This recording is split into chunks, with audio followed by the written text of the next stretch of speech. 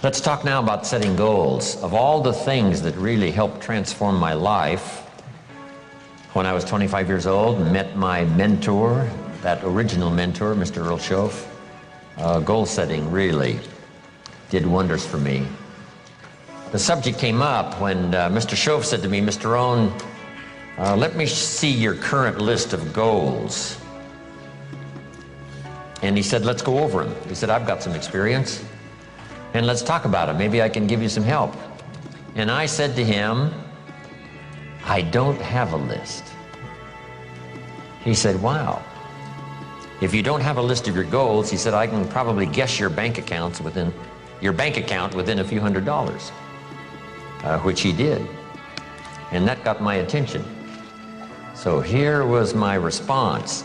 You mean to tell me if I had a list of my goals, it would make a difference in my bank account? He said, a drastic difference. So that got my attention. I thought, well, I've got to learn how to set goals. And when I learned it, it changed my life forever. Now I've been teaching it now all these years, trying to help people get a better vision of the future. Okay, so make this note, the future's where we're going. You know, the past is where we've been, the present is where we are, and the future is where we're going.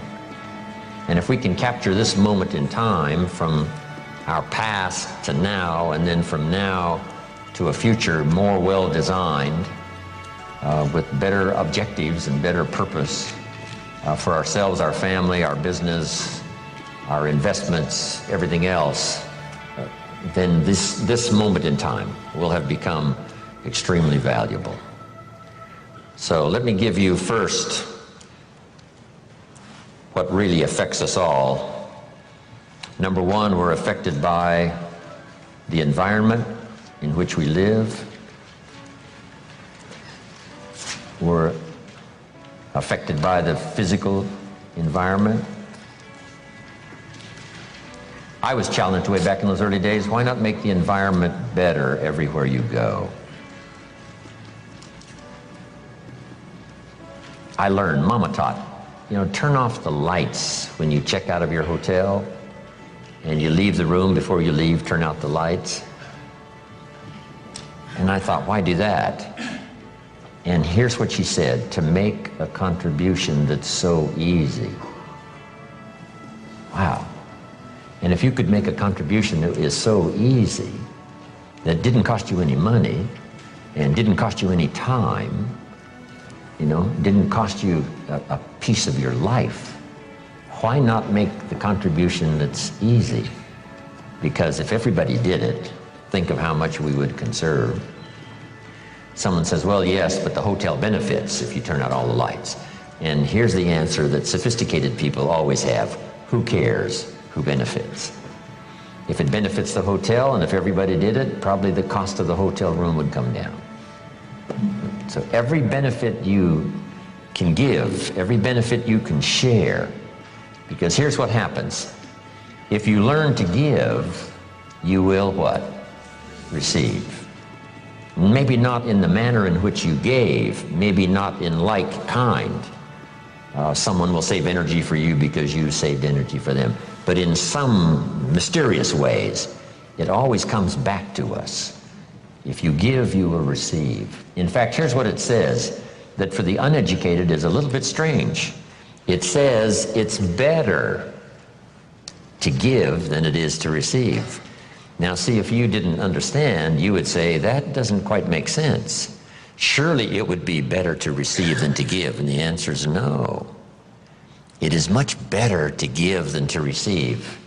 And here's why. It's what we call having intelligent self-interest. Nothing wrong with self-interest as long as you do it the intelligent way. Here's the key. Giving, it's better to give than it is to receive because giving starts the receiving process. So to act intelligently in your own self-interest, which is good, it's much better to give than it is to receive. Because if all you do is receive, that may be very limited. But if you give, and giving starts the receiving process coming your way from unknown resources and from unknown places. Back it comes around to you because you became a giver. That's one of the unique mysteries of life. We give to receive, and it's better to give than it is to receive. So that's what Mama said. Turn out the lights, make a contribution. Why not make the easy ones?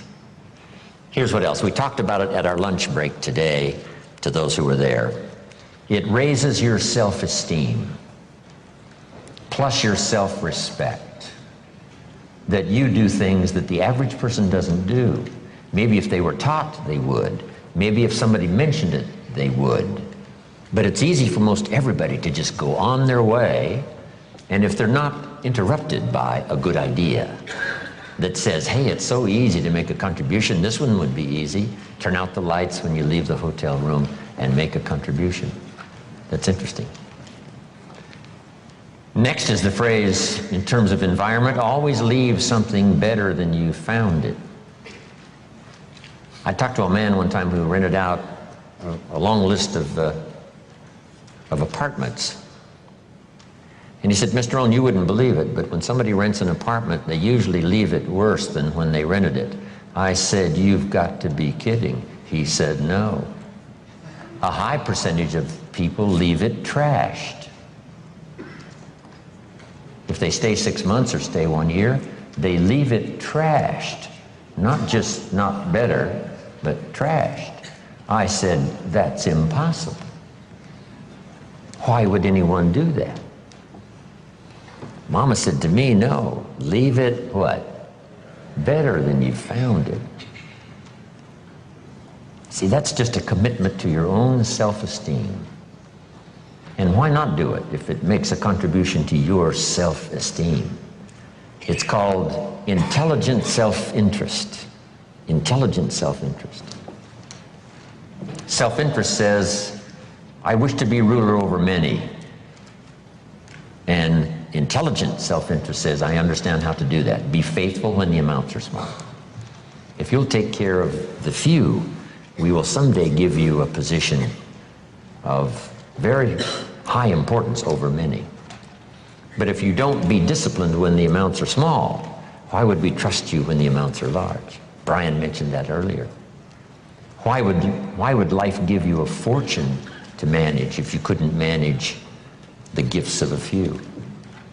Interesting philosophy to consider, okay? Your own self-interest. Leave the contribution. I'm even aware of it when I leave a restaurant and I get me a toothpick, right? And you take off the little cellophane off the toothpick.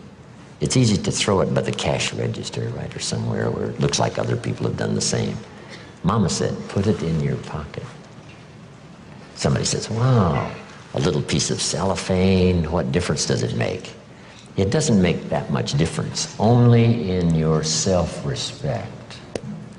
Take your trash home and deposit it.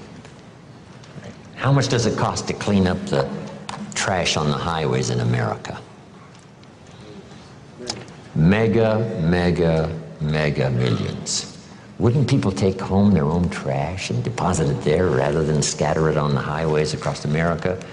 And the answer is most people do not. It's so easy to throw it out the window. But now add this, it's so easy to keep it in your car and have a few more points in your favor on self-esteem, feeling good about yourself, doing things that most people don't do. If everybody did it, what a different country we would have.